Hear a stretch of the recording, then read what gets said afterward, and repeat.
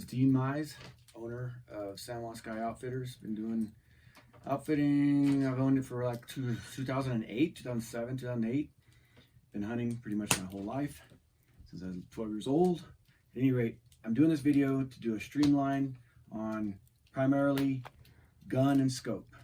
Those are the things lately that I've been seeing an issue, not as much your gear and your boots and all that other equipment.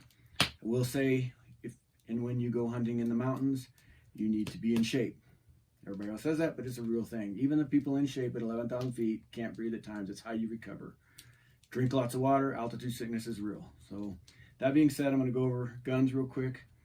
I think primarily I see a lot of guns coming out with just these great optics that are amazing, with batteries and huge, and guns that weigh a ton, and sticks that are heavy, and frankly a lot of missed shots with those. The main thing for my sake and my purpose is streamline is lighter. It helps you where you don't get out of shape so fast, and it can go in a scabbard in and out real quick, and that's really important, going in and out of that scabbard. I've heard probably the best gun from a guy that's did a YouTube video, and he was real good. He said a new ultralight armor. If you can afford that gun and you can get it, it takes 12 months to make. I think they started making them in the 80s. Super gun, $4,200 I think is what that gun's going to cost you. And I was kind of like, well, that's a lot of money. I'm not going to be able to afford that anytime soon. And then it was talking about scopes on it, and I'll go into a little bit of scopes. And I hope I don't go too fast and this all makes sense. You can rewind it and watch it again and again, because I'm going to go pretty quick. And it seemed like it was a really cheaper level scope for such an expensive gun. Typically your scope is almost more important, or it's pretty important, I think. So I found a Tikka. I don't have one with me. As a matter of fact, I got one ordered. It's getting with the scope on it right now. That's why I'm doing this video. But also hunting season's coming up for 2023. This is February 19th, 2023. So we have time to draw. And if you watch my video, you can give me a call. We had a really good first season last year. And I expect to be busy again. Blessings are nice, but we work hard, and the elk are not easy, and the elk are majestic animals to hunt. A Tikka T3X Light stainless. It's going to be about under $1,000 roughly for that gun. I've been hunting with this gun. It's a 1996 model Savage 270. You want your nylon stock, stream, Bushnell. It's junk. It's pretty much junk, but I've killed a ton of elk with it. And you can see right on here, if you can get in close, I've fallen off of cliffs and banged it and had to bore sight it out in the field and still shot an elk.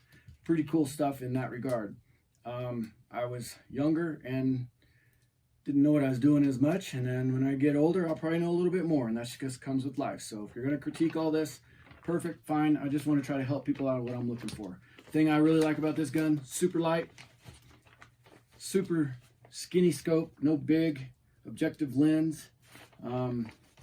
But that has its downsides. I'm not a real gun freak. I'm a hunting freak. I guess this kind of goes with that territory. But boy, you can get into some real crazy stuff, illuminations, and I'll go over a little bit of that. What I think is better than this. This is 1996. This is old school. Killed a bunch of elk with this gun. It's old school. Still works. What I recommend is that Tikka. Let me see. I had this right here somewhere, and I lost it, but I was going to show you a picture of ballistic scope. I think the Tikka is going to be a great gun.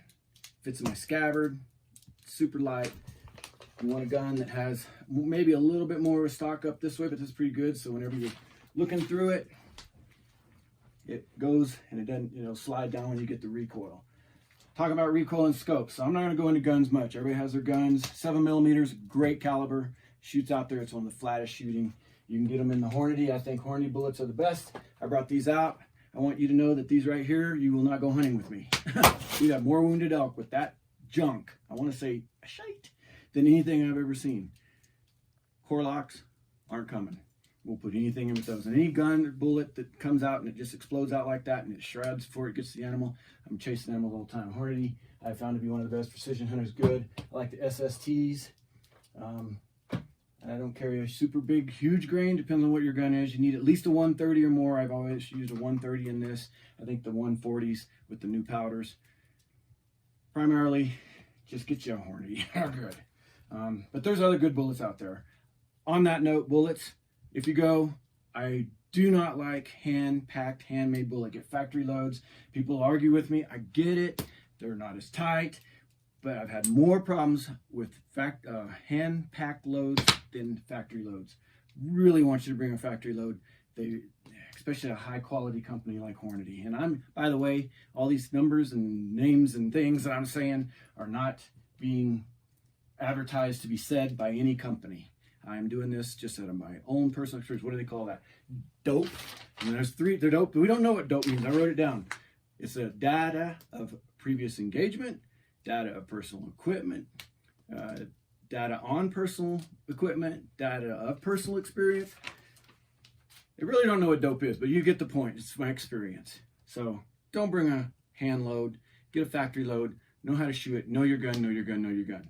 Coming down to know your gun, that's where it goes to scope. This is where I'm going to dig in a little depth. I'm going to put this down. I'm going to try to be quick because we all don't have time, and I've watched videos that are forever, and I've been 3 weeks learning. I learned a lot. So basically, I've come down to the Savorskis. I hated them. I didn't like them. We've had problems with them. And I talked for hours with Savorsky, learned a lot. It's a great scope if you buy the right one. Most people go in and they buy a cheap scope. I talked to Sig Sauer. They told me to get the whiskey. It was a $150 scope. And I go, really? The Savorsky's nothing cheap on that. The cheapest one's going to run you $500-700. The Z3. They need to take the Z3, their design, throw it in the air, and take a shotgun and shoot it. It has, the reason why is because it bangs out there in the field, recoil. It's got what I just learned about called leaf springs. You can dig into it on YouTube and learn more about it. I'm just giving you some quick down and dirty. Leaf springs, I don't understand it completely, but they're like on your car, a leaf spring. So I call them crosshairs, but reciprocal is actually what it's called. I'm simple. But the leaf springs have a tendency to bang around and not hold zero, not hold the scope. And then when you're out in the field, you're having to bore sight it, and it's terrible. Talked to Savorsky, the head honcho, one of the guys. He knew what he was talking about, more than I did. And I learned about coil springs. Get you a Z5 or better. I say just a Z5, and that's all you need. Because if you go or better, you're getting illuminations, you're getting your dots. And I know all you guys love this. I get it. You got your things. I don't want anything to fail. I don't want batteries. Batteries fail. You are as good as you practice. And it's a subliminal thing. When you're at 11,000 feet, you can't breathe. And you're like, where's my dot? Practice with simple stuff. The Z5 is a simple scope. It's a 44 millimeter objective lens. Small, goes into the scabbard. I like the heavy ballistic reciprocal. And what ballistic reciprocal, I can't say the word, is the one that's got the lines inside the scope. Don't like the turrets. I don't like the adjustments. I don't like, maybe a parallax is good because you can get some of that, but you learn how to put your gun. It's kind of like parallax in a quick way. If you're a bow hunter, you always pull it back to the same place, right? It's your same place every time. That way you don't get parallax. Look it up on, I'm not into getting into what parallax is and isn't, but it's basically when you move your eye and it moves around, you want to be centered in that scope. So like a bow hunter. So you want to learn to put your head at a certain area every time, but you don't want to get in there to where it goes bam. Savorsky has, I'm kind of jumping a little bit, but Savorsky has great lenses. Z5, it's the best one. I like the ballistic one. Whenever you sight your gun in, make sure you sight it in on high power because that's at your first focal plane primarily, which it's actually a second focal plane scope. That's what you want because we're going to have some tight shots. 30 yards, and if you're at first focal and it goes and it zooms in and out like this, it's, the way I understand it for me is when you zoom in, it's kind of like does like this with the zoom. The second focal plane kind of stays the same on the whole way instead of doing like that with your crosshairs. I love saying crosshairs because no one else says it. So second focal plane, get your Savorsky scope. Don't get your batteries. Don't get all that fun, fancy stuff. Streamline it as much as you can. Make it light. Savorsky's light. It's got a big enough objective lens, and people say, oh, well, you need illumination because it gets dark. Well, what I find, if you can't see it through that Savorsky scope, it's past or before shooting light. So we're probably not shooting anyway, and we're not busting those rules. You're right. You light it up. Heck, we can get infrareds and all the, see them in the dark, the rabbits. We're not doing that. That's not what we do. We follow the rules. What else? The power squeeze. When you're shooting, practice squeezing your trigger. One of the things that has happened to me, because when I was shooting as a kid, I got gun shy, basically shoulder shy. So when you squeeze the trigger, you know what you want to do is it's like catching a baseball. When you catch a baseball, you don't slap at it, you let it come into you. When you squeeze the trigger, squeeze and let it kind of absorb. But what happens is you know when it goes off. So squeeze, boom. But you don't want to hit hard up against it, firm. Practice your shooting, get good at it. Never really use shooting sticks. I've always killed a bunch of elk. I lean up against trees. You're out in the circumference you want. You're not ready for it. It's there and it's time. Always expect a elk behind every corner. I'm going to try these Primos out. I got some wood sticks, Hunter Specialty. I'm probably going to get those and use those as well. They're not as easy to pack in. And if you go hunting with them, maybe we'll send you some of these and let you practice with them so you can practice and bring them out. And the reason I bring this up is because I've had hunting sticks that weigh more than that gun by far, and they're out, and they're great, but you're packing it in, you're having to carry it around. I mean, this you might be able to use to walk with, and boy, they're handy if they're light. You're not so much sure about how this is going to work out. A wood stick is not going to make that noise, and I'm sure as you get into a circumstance and you slip and it clicks, and I can't even make it click, or I made it click. Elk can hear it. It's elk hunting. It's tough, man. It's a big deal, and it's fun. Let's see if I missed anything else here. When you get the light guns, the bad thing about light guns, of course, is that they do this and you can't set heavy and get a good shot. That's another reason hunting sticks are pretty nice.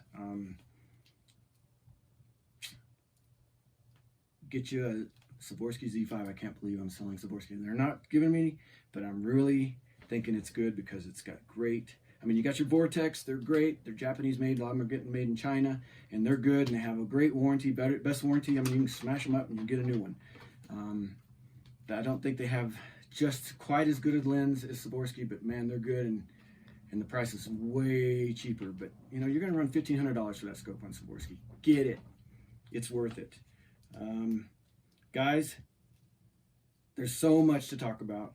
I went over some real quick stuff. I know I was rattling and rambling. I don't like doing this, but I was looking around and I couldn't find anybody saying these things. Just streamline it. So there you go. Give us a call, Juan Sky Outfitters. Love to take you hunting, and we can talk. Have a good night.